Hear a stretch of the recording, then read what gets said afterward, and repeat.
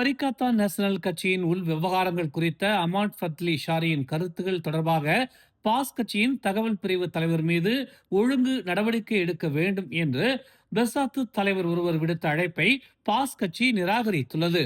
Pass கட்சியின் துணைத் தலைவர் துவான் இப்ராஹிம் துவான்மான் தங்கள் தலைவர்களை நிர்வகிக்க கட்சிக்கு அதன் சொந்த வழிமுறைகள் இருப்பதாகவும் வெளி தரப்பினரின் அழுத்தத்தின் அடிப்படையில் கட்சி செயல்படாது என்றும் கூறினார். பாஸ் கட்சி மற்ற கட்சிகளின் விருப்பங்களின் அடிப்படையில் செயல்படுவதில்லை என்பதால் நடவடிக்கை எடுக்க வேண்டிய அவசியம் இல்லை என்றும் பயன்படுத்தப்படக்கூடிய பல்வேறு உள் வழிமுறைகள் உள்ளதாகவும் அவர் கூறினார்.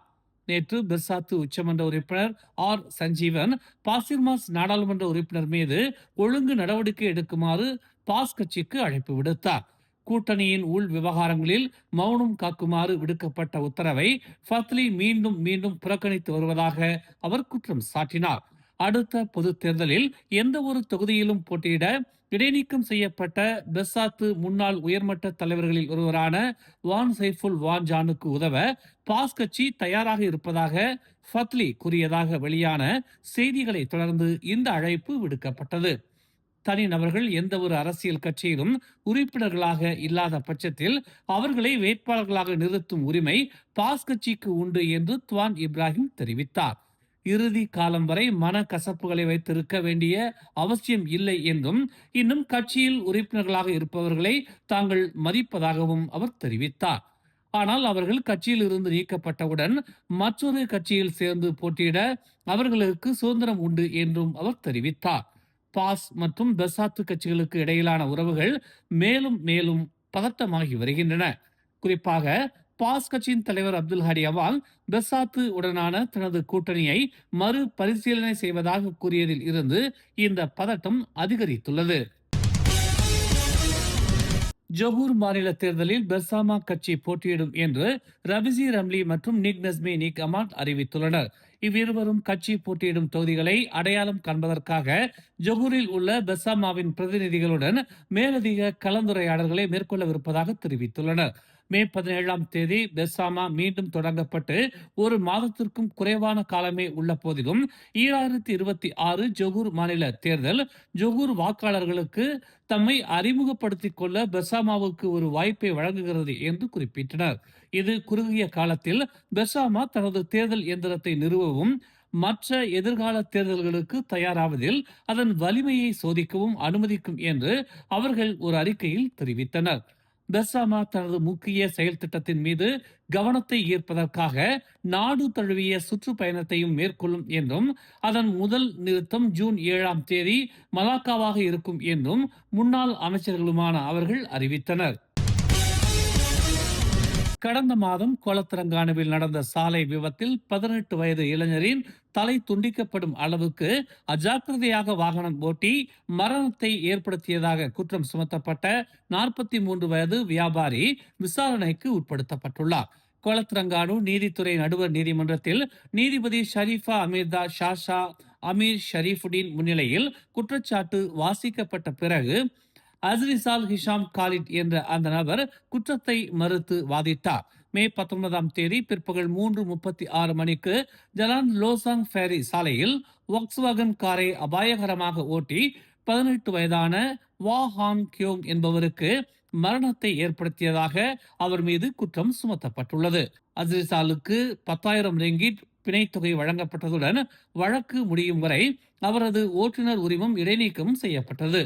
இந்த வழக்கை குறிப்பிடுவதற்காக ஆகஸ்ட் 3ஆம் தேதியை நீதிமன்றம் நிர்ணயித்துள்ளது.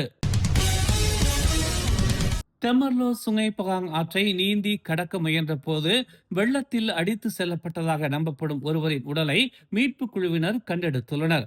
கோலக்ராவில் உள்ள மஸ்ஜித் கம்போங் லிபாட் காஜாங்கின் பிலால் ஆன 41 வயது சம்சுல் அஸ்மி இசூரி கம்போங் லோயாங்கிற்கு அருகில் காணாமல் போனதாக புகார் அளிக்கப்பட்ட இடத்திலிருந்து சுமார் 2.2 கிலோமீட்டர் தொலைவில் காலை 9:35 மணிக்கு கண்டெடுக்கப்பட்டார். தேர்தலுக்கு முன்னதாக பல வாய்ப்புகள் வந்த போதிலும் பதவியில் இருந்து விலகும் ஸ்கூடாய் சட்டமன்ற உறுப்பினர் மரீனா இப்ராஹிம் தாம் அரசியலுக்கு திரும்ப போவதில்லை என்று திட்டவட்டமாக தெரிவித்துள்ளார். தனது ஸ்கூடாய் தொகுதியில் போட்டியிடப் போவதில்லை என்றும் அரசியலில் இருந்து விலகுவதாகவும் அறிவித்துள்ளார். மற்ற கட்சிகள் தம்மை அணுகியதாகவும், ஆனால் அவர்களின் வாய்ப்புகளை மரியாதையுடன் நிராகரித்து விட்டதாகவும் அவர் குறிப்பிட்டுள்ளார். அரசியலுக்கு தாம் திரும்ப போவதில்லை. அரசியலுடன் நேரடியாக தொடர்பில்லாத பல வழிகளில் சமூகத்திற்கு சேவை செய்ய தம்மால் முடியும் என்று தாம் நம்புவதாக அவர் தெரிவித்தார். 38 வயதான மரீனா மலாய் பெரும்பான்மை தொகுதிகளுடன் தொடர்பு கொள்வதை தவிர்த்ததாகவோ அல்லது அத்தகைய பகுதிகளில் போட்டியிட விரும்பவில்லை என்றோ சமூக ஊடகங்களில் பரவிய குற்றச்சாட்டுகளையும் நிராகரித்தார். தனது முந்தைய அரசியல் பணிகளில் பெரும்பாலானவை மலாய் பெரும்பான்மை பகுதிகளை மையமாக கொண்டிருந்தன என்று அவர் சுட்டிக்காட்டினார்.